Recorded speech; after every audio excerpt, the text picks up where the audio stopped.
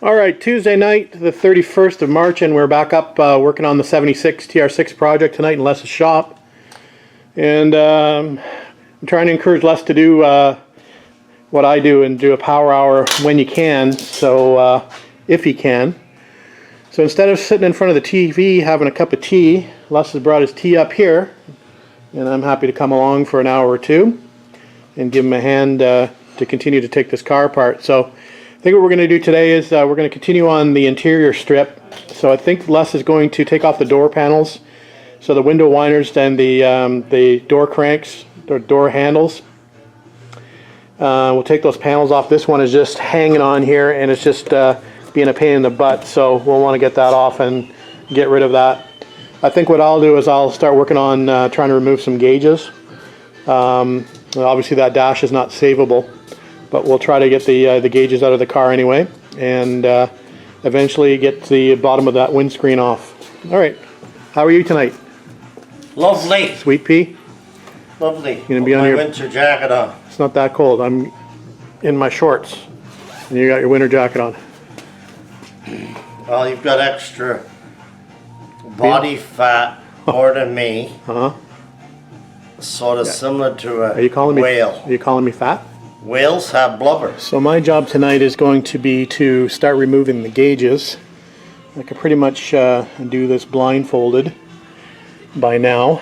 So I think what we'll do is we're just going to remove the Phillips screws here and probably remove this old dash that's just sort of just peeling away. It's so badly damaged by water that we'll just break the dash away. And it'll give us some more access. Normally needs to be more work done on this. You need to put the dash into a service position to be able to get the gauges out. But I don't think we'll need to do that. So we'll go ahead and we'll start breaking this dash away. Les has found $1 million part, the old seatbelt Parker on the passenger side. I was telling him if it was a white Parker it would be worth more. White ones are worth more than the black plastic.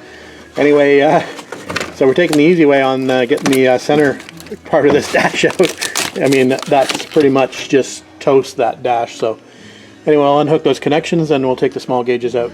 So Les found some treasures in the glove box from the previous owner. We found the other seatbelt Parker for the driver's side. Found the buzzer unit for the door. Looks like an old GPS mount or something. Found this beautiful Rolex. Rolex that says Timex on it. Found oh, these beautiful tapes here. The Yellow Jackets, Politics. I never heard of them. You heard of them before, Les? Wow. Yellow Jackets is the name of the band.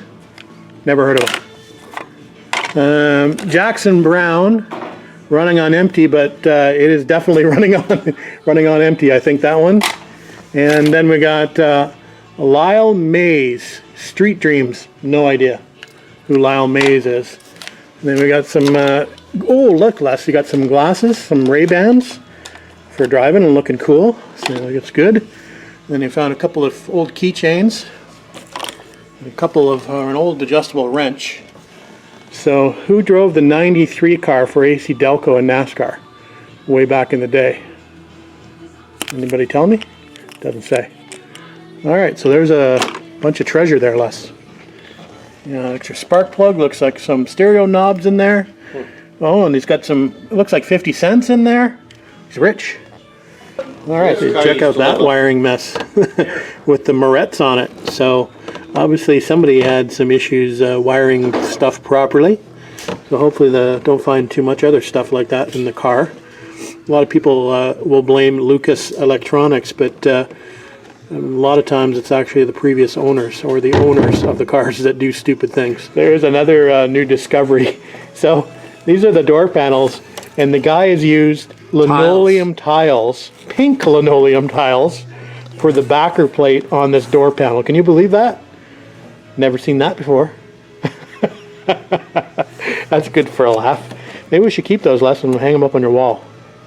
Maybe we can make a backsplash for your shop. No, for my urinal. All right, just a quick update. So all of the gauges are out. I didn't bother marking the harness. I'm pretty good at putting this back together now electrically. The wiring diagrams are pretty good. We're not even sure this is a stock harness. It looks pretty stock so far. Everything seems to be matching up. So I don't know whether they're going to be going back with this harness or getting a new harness yet. That's going to be up to the CFO of this project. That would be Les, as the Chief Financial Officer. He'll make the decisions on what he wants to spend on this car and what he doesn't. So anyway, we'll continue on getting these door panels off. It looks like Les doesn't have a punch small enough to get the handles off the doors, the cranks off the doors, so I might have to bring that from home and do that at a later date. So we'll find something else to do. So I was just taking the side panels off of the car, and I see these fender bolts down on the floor, actually behind the side panels.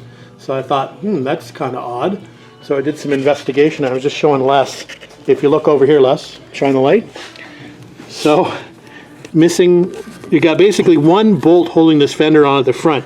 You're missing one here, you're missing one there, you're missing one there, and I think even the further one back, you're missing. Actually, I can see one back there. So 1, 2, you're missing at least 3 bolts on this side, and I know we're missing a couple on that side as well. So this fender is definitely not held on very well, and it looks like there's a fair amount of rust in this area down here. We're trying to get the center plinth off the car, and Les is working on the connections at the heater box to undo those. I'm working on the choke cables to pull those back through the bulkhead, and hopefully we'll get that off. We've got to obviously disconnect the heater wiring as well, the heater switch wiring. I think it's just 2 wires back there. We just got to pull off the connectors to be able to get that plinth off, and then we'll be able to get the knobs off a little bit easier.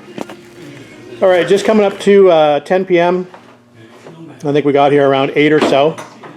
Keep that because you might need the rivets for the little dash light there on the box. So we did pretty good at disassembling the dash. Some of the tough parts to get off, we've got off. Everything bagged and tagged there over on the table. We're just about to put it in the bins. So we're going to call it a night out here, and we'll get back out here tomorrow. So it's getting looking a little leaner in here, which is good.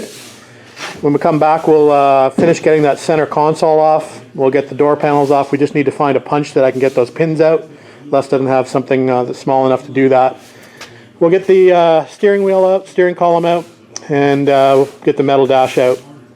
And then we'll work on the heater box, get the wiring harness out, etc., etc. So we'll continue working on the interior here next time we come up here to work on this. All right, that's it for tonight, guys. Say goodnight, Les. Night night. See you tomorrow.